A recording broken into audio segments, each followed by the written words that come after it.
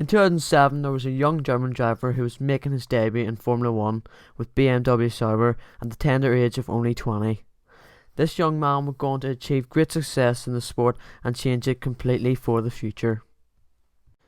So, welcome back guys to another video, and today I'm going to go through the rise of Sebastian Vettel, and then there will be a part 2 of the downfall of the German.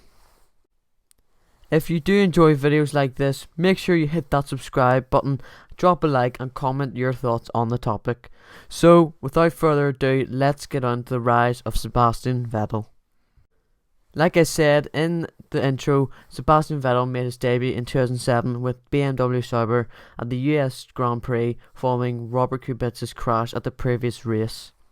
Vettel qualified 7th in qualifying and finished 8th in the race, becoming the youngest driver to score points in Formula 1, a promising start to life in Formula 1 for Vettel.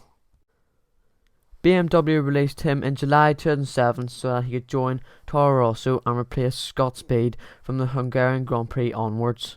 He scored a very impressive 4th place in China and finished the season in 14th with 6 points.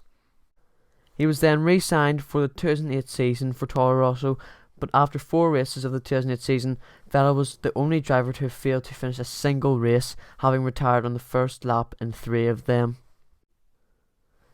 Vettel scored his first points at Monaco, coming 5th after starting 17th on the grid, a brilliant drive and resilience from the young German. After a few more points in Germany and Belgium, the race that made Vettel who he is today occurred in Monza. Vettel became the youngest driver to take pole position in Formula 1, doing so in interchangeable conditions, and on race day, Vettel didn't fail to deliver and led from start to finish and became the youngest driver to win a race at the age of 21. At the end of the season, Vettel finished 8th on 35 points and was going to replace retiring David Coulthard at Red Bull for 2009 season and would team up with Australian Mark Webber.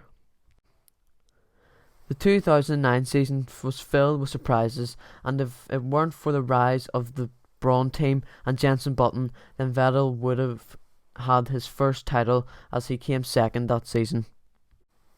Vettel had a decently clean season, but however at the Turkish Grand Prix, Vettel was running second behind Webber when he made a passing move on his teammate. From here as we see Vettel pulling a move of Webber. Webber's left the door wide open. Oh dear, they've come together! Webber and Vettel have come together. It's Vettel going out, Webber going out.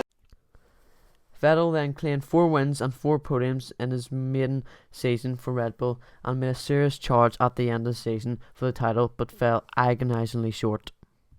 Vettel's 2010 season didn't start the way he would have wanted to, with a 4th place and a DNF.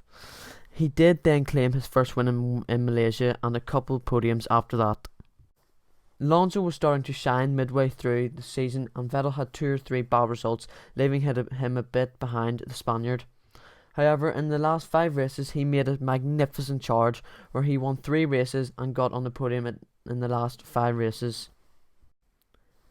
He surpassed Alonso in the last race with a win in Abu Dhabi and won the driver's title by 4 points, thus beating Hamilton's record as the youngest driver to win the Formula 1 driver's title. Vettel started the 2011 season with wins in Australia and Malaysia before 2nd place finish at the Chinese Grand Prix. Vettel and Red Bull absolutely dominated this 2011 season. Vettel only finished outside the podium places twice, and one of those races was a DNF. Vettel eventually won 11 races that season, and even teammate Mark Webber, who was in the same car, couldn't match him. Vettel won the driver's title by a staggering 122 points, and the closest person to him was Jenson Button, who finished on 270 points. This was, in my opinion, Vettel's most impressive season to date. The 2012 season is arguably one of the best F1 seasons in history, and Vettel started with a 2nd place at the Australian Grand Prix, before he finished outside the points in Malaysia, following with a collision with backmarker Narain Karthikeyan. There were 7 different winners in the first 7 races, and Vettel won his first 4 races in at Bahrain. The first half of Vettel's season didn't really go to plan, as by the Italian Grand Prix, the German had 2 DNFs, only 1 win and 3 podiums. And by this time, Alonso had been very consistent and had built a good lead at the top. But everything changed after the Singapore Grand Prix. Even though Alonso scored 6 podiums in the last 7 races, a DNF at Japan was a big thorn in his side, because Vettel won 4 races in a row, and at the season finale at Brazil, he spun at the first corner and looked like the title was all but Alonso's. However, Vettel charged his way through the field, and in the second last lap, Paul di Resta crashed and Vettel moved into 6th, which was enough to secure him a 3rd title, which was won behind the safety car. The 2013 season was, in my opinion, Vettel in his absolute prime, and he started the first 2 races of the 2013 season on pole position, and in Malaysia he won the race, though not without controversy. Vettel ignored the team orders and passed Webber for the lead.